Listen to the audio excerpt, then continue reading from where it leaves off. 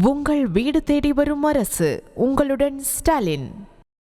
எடப்பாடி பழனிசாமி பயணிப்பது ரத்தின கம்பளம் இல்லை, அது ரத்த கம்பளம் என இந்திய கம்யூனிஸ்ட் கட்சி மாநில செயலாளர் முத்தரசன் கடுமையாக சாடியுள்ளார். சென்னை தீநகரில் உள்ள கட்சியின் தலைமை அலுவலகத்தில் செய்தியாளர்களை சந்தித்த முத்தரசன், நானும் ரவுடிதான் என்ற வடிவேலு காமெடியைப் போல கூட்டணிக்கு தலைமை நான் தான் என இபிஎஸ் பேசுவதாகவும், அதிமுக பாஜக கூட்டணி ஒப்பேராத கூட்டணி என்றும் விமர்சித்துள்ளார். மேலும் இபிஎஸ்ஸின் கூட்டணி அழைப்பை தாம் நிராகரிப்பதாகவும் தெரிவித்துள்ளார்.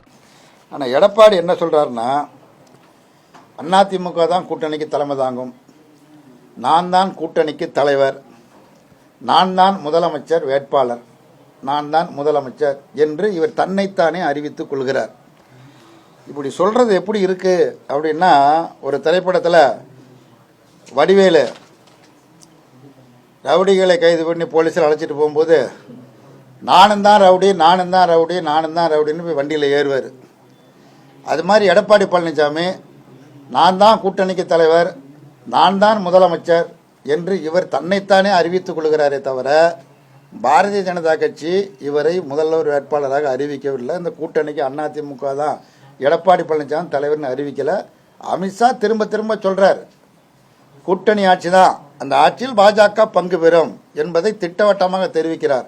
இன்னும் சொல்ல போனால் முதலமைச்சர் வேட்பாளர் யார் அப்படிங்கிறத கூட எடப்பாடி பழனிசாமின்னு அமித்ஷா ஒருபோதும் சொல்லலை. அது அதிமுக கூடி அவங்க முடிவு பண்ணி சொல்லுவாங்க என்று சொல்லுகிறார்.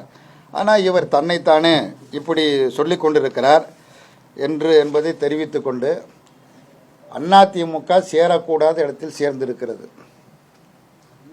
தமிழ்நாட்டிற்கு பாஜக தொடர்ந்து துரோகம் இழைத்து வருகிறது. பாஜகவால் தமிழ்நாட்டிற்கு மிகப்பெரிய ஆபத்து காத்திருக்கிறது, பேர் அபாயம் காத்திருக்கிறது, தமிழ்நாட்டை வஞ்சிக்கிறது. அந்த கட்சியோடு அதிமுக அணி சேர்ந்தது தவறு என்பதை அந்த கட்சியில் உள்ள தொண்டர்கள் சிலர் வெளிப்படையாகவும் பலர் வெளிப்படையாக சொல்லாமல் மறைமுகமாகவும் சொல்லி, இதுதான் யதார்த்தமான உண்மை. அப்படிப்பட்ட ஒரு வகுப்புவாத அபாயகரமான கட்சியோடு கூட்டணி சேர்ந்து கொண்டு கம்யூனிஸ்டுகளையும் கூட்டணிக்கு வாங்க என்று அழைப்பது நகைப்புக்குரியது.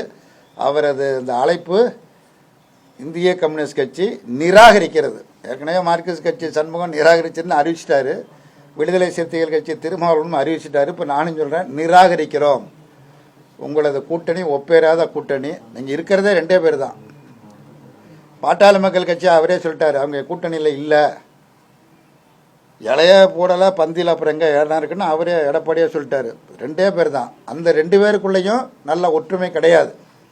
அப்படிப்பட்ட நிலையில் எங்களது அணி பலமான அணின்னு வடிவேல் சொன்னது மாதிரி 4 ரவுடி தான் எடப்பாடி சொல்லி கொண்டு இருக்கிறார்.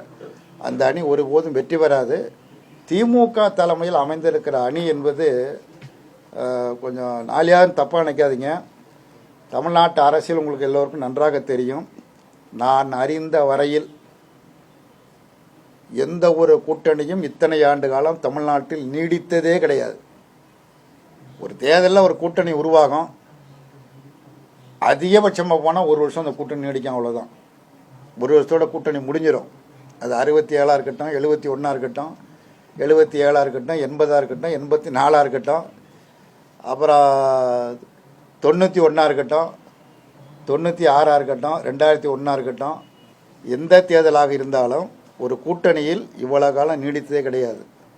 திமுக தலைமையில் அமைந்த கூட்டணி தேர்தலுக்காக உருவாக்கப்பட்ட அணி அல்ல, மக்கள் பிரச்சனைக்காக உருவாக்கப்பட்ட அணி, காவிரி பிரச்சனையில் உருவான அணி, கொள்கைபூர்வமாக உருவாக்கப்பட்ட அணி.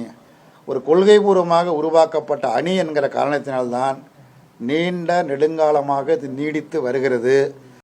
உங்கள் வீடு தேடி வரும் அரசு. உங்களுடன் ஸ்டாலின்.